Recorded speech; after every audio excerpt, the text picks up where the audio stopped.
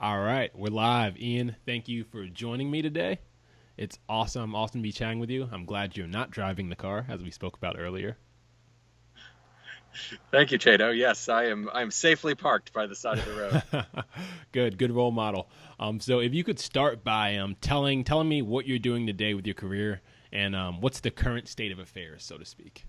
Sure.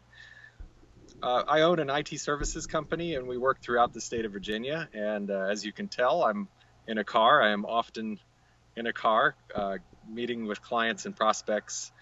We service Washington, D.C., Richmond, Harrisonburg, and Charlottesville, and all points in between. So I'm often traveling throughout the state. But it all started with a passion around technology that occurred when I was in high school back in the 90s, and I started the business in 97. Um, so current state of affairs, we've got a team of 20 folks, and we're an outsourced Sheesh. IT department. That's awesome. That's really cool. So, how did you get your first glimpse of, I guess, the computer realm? So, what was that like? You said that was in high school. Yeah, probably like yourself, Chado, just passionate with tinkering with technology, and a lot of people are drawn into it through recreation, playing games. I wanted to watch the latest movies. I wanted to play the latest video games. So when I was 11 years old, I took a VCR repair class because I couldn't afford a new VCR. So I wanted to I wanted to get a used one and fix it up. And then through sort of like entertainment electronics, I got into building my own computers for gaming, and the rest is history. So one, I can't believe they had VCR repair classes. Like the thought of going to like a Blu-ray disc repair class just doesn't even sound like something that would be an option. Two, Right. so who was the motivator for you? So for me it was my dad. So my dad was in IT, and so he was always just giving me books about software, giving me computers to toy around with, parts to play with, saying, "Hey, here's this thing. See what you can do with it." Who was that person in your life? Yeah. Uh, it wasn't my father. Now, my father is technical in his own right, but by the time that I was born when he was 39, so he was a phone freak back in the 50s. Um, but it was really my circle of friends. So friends like Josh Glover, Paul Southerington, that were excited about technology, and we started a bulletin board system out of a 386 so that we could play games online and share files and photos prior to the internet. So it was really that circle of friends that got me going with it. That's so cool, circle of friends. So, just because we don't have a bunch of nerds like you and I all watching, can you define phone freaking for the general population? Bone freaking. Um, Phone freaking. oh, phone freaking. Um, yeah, so phone freaking, back in the day where you had Ma Bell telephone monopoly, um, it was a fairly restrictive system. You had to lease your phone from the phone company and pay a monthly fee. Um, Sounds like today. yeah.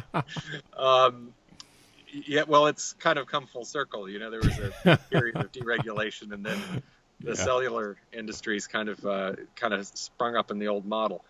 But my father was taking phones out of apartment buildings that were being demolished in New York City and installing them himself into his apartment. He was, using tones or mechanical bypasses so that he could make free phone calls from payphones.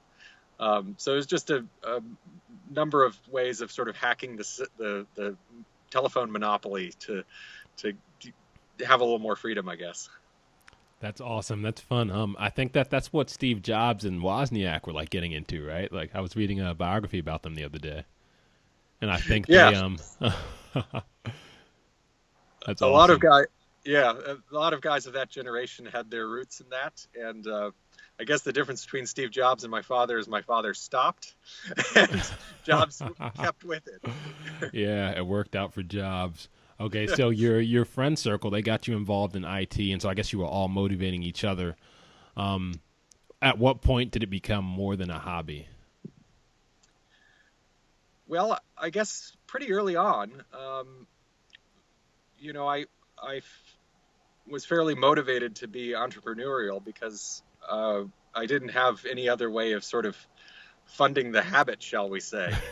So I wanted to find ways to turn a buck with it, and uh, so I would take an older computer and I would fix it up and then sell it. I would network with teachers, and they would refer me to a friend that would need a repair at home. So I was starting to do it, for cash on the side when I was in high school. Wow. And so what did you do in college? Did you go to college, or did you just say, I'm already making money in this new frontier, why do it? Yeah. So I think again it came back to feeling like I couldn't afford to go to college and I didn't really have a good roadmap there.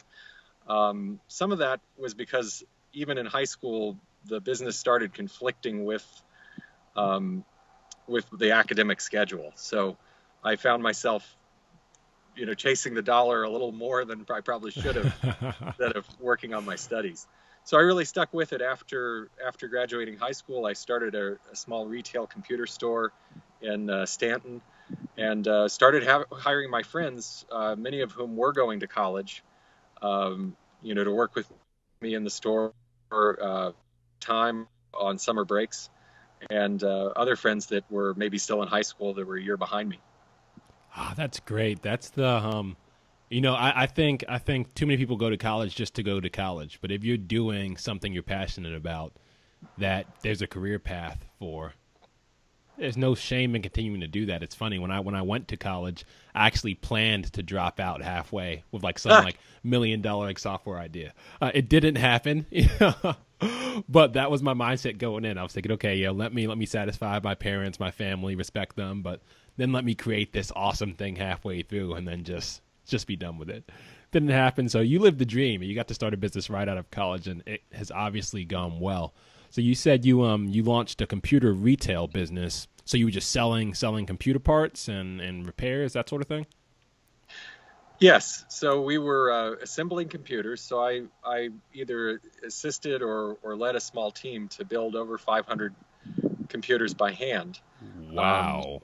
we also did retail sales. So we would custom build computers. We would sell the parts and pieces, and we had a service center, and then we had field service where we would go out to homes and businesses and fix computers.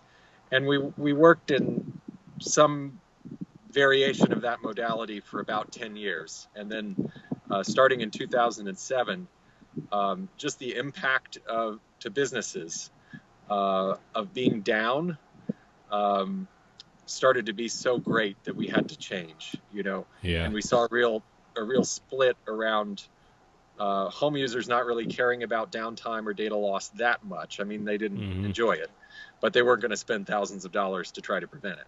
Yeah. And businesses really needing something different. So that got us going in a pretty different direction after about 10 years. Sweet. So what was that new direction? Just how did you make that pivot, I guess? Yeah, it was a challenging pivot to make because I personally had a lot of deep relationships to many residential accounts that had helped me get started. Hmm. And uh, you know what I saw though was it was tearing our team apart. We had Yeah. um, technicians going out to service those accounts, and they really needed a whole different playbook than the business accounts, and it was pissing off one segment of the population or the other. So we decided to professionalize and to climb the value chain and to spin off the residential business. I sold it to a competitor and to focus on the commercial accounts. Um, and then growing, having the business in a pretty rural area, there weren't a lot of business accounts at that time that were really a great fit. A lot of business accounts weren't fully automated. They might have had a couple of computers in the accounting department, but it wasn't, fully mainstream. So we had to really engineer things in a fashion that was very robust, so that we wouldn't have to be running out to do repairs on a daily basis, that you can handle in a more urban setting. If all of your clients are really, tightly packed. But if you've got clients that you've got to, drive 30 minutes or 45 minutes. Yeah. Augusta County is the biggest county in Virginia geographically. That challenged us to engineer things a little more robustly. That's great. I think that set us up to really be able to grow thereafter. That's great. So that brings us to today. Where are you going tomorrow? What's your roadmap? Anything that's not private information. Yeah, sure. Well, I think fundamentally we're trying to. I use the analogy of running the marathon, and it's about constantly getting better. You want to start out with. If you come out in a marathon and mile 1 is your best mile, you've got a long way to go. So you want to have consistency and constant improvement. So we're really looking to just build that maturity and that consistency, and because the fact of the matter is, so much is coming on to IT, that IT is really becoming the foundation for all business. And we have to have that structure to support it, because we've just seen exponential growth with the stuff that are coming onto networks. So we want to have the most stable platform, so that we can compete geographically across the entire state and Washington, D.C. That's fantastic. So you obviously have, sounds like 20 years of experience as an entrepreneur. Which is funny because, when we first met, I thought you were maybe 5-10 years older than me. And then you tell me these stories of going way back when. And I'm like, okay, I misread that situation. What advice do you have for entrepreneurs who are thinking about it? Well,